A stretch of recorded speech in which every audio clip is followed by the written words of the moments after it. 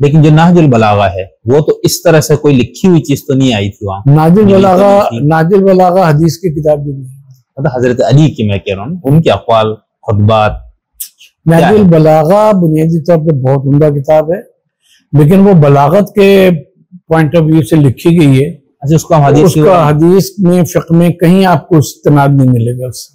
اچھا تو اس کی یہ تو بڑا مطلب میرے خیال سے تو ہمارے یہاں جو خود شیعہ میں آپ جیسے اہل علم کے علاوہ جو عام لوگ تھے اور اہل سنت تھے تو مطلب ان کے مشہور یہی کہ نہج البلاغہ حدیث کی سب سے وہ کتاب. نہج البلاغہ کا مطلب یہ ہے کہ بلاغت کا پیٹرن وہ تو ٹھیک ہے لیکن اقوال تو حضرت علی کے ہے. اس میں انہوں نے بلاغت کے اعتبار سے کیونکہ وہ ادیب تھے بہت بڑے سید شریف رضی تو جو ان کو چیزیں ملتی گئیں وہ ایک جگہ جمع کرتے گئے. اسی لیے آپ کو بہت کچھ ایسا ملے گا کہ ومنہا یعنی خطبہ کہیں انہوں نے نقل کیا ایک جز. اچھا اور پھر آگے ملے گا ومنہا. اب آپ اس کو لگاتے رہیے کہ یہ کس خطبے کا جز ہے یہ کیا ہے کیا نہیں ہے. تو یعنی وہ اسناد کے ساتھ چیزیں نہیں روایت ہوئی ہیں لیکن بعد پہ لوگوں نے اس کے اسناد پہ بھی کام کیا.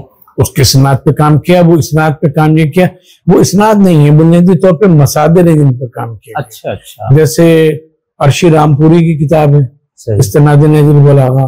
اسی صورت سے عبدالزہرا الخطیب کی ہے مصادر نہج البلاغہ و اسانید 5 جلدوں میں. اسی صورت سے باقر محمودی کی کتاب ہے 9 جلدوں میں نہج السعادہ کے نام سے. کاشف الغطا کے مصدر کے نہج البلاغہ ہے. اور ابھی ایک کتاب آئی ہے 2 سال پہلے ہمارے پاس وہ بہت زبردست کتاب ہے وہ تمام نہج البلاغہ تو علامہ صادق رافعی کی ہے. تو اس میں انہوں نے یہ کیا ہے کہ یہ خطبے یا ان کے اجزاء جہاں اہل سنت کی کتابوں میں آئے ہیں تو ان کا حوالہ دے دیا. اچھا اس کا یہ مطلب نہیں ہے کہ یہ سند کے ساتھ. اچھا اسی لیے یہ کبھی بھی فقہاء محدثین کے کا ریفرنس پوائنٹ نہیں بنی. یہ بہت ہمارے نہج البلاغہ کبھی بھی ریفرنس پوائنٹ نہیں بنی.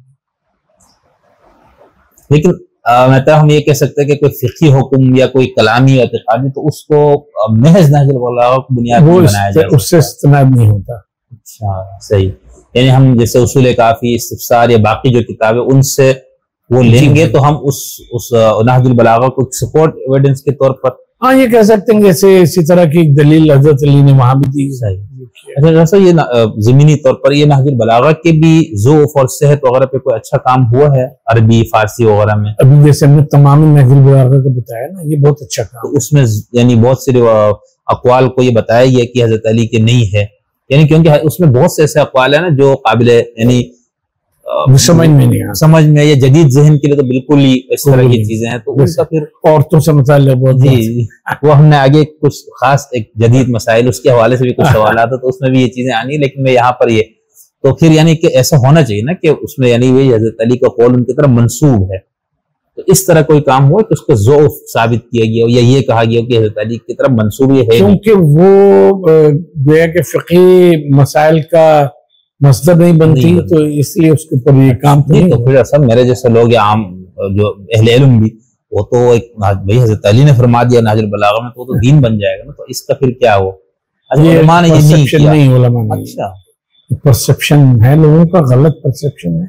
البتہ اس کے بہت سارے خطبات یا اقوال جو ہیں اقوال حکمت حضرت کے وہ صوفیہ کے وہاں ان کا وہ ملتا ہے اور وہ اس کو تزکیہ نفس اور اس جہاد سے آپ دیکھتے ہیں لیکن فقہی اور حدیثی اعتبار سے اس کی کوئی استناد نہیں ہے.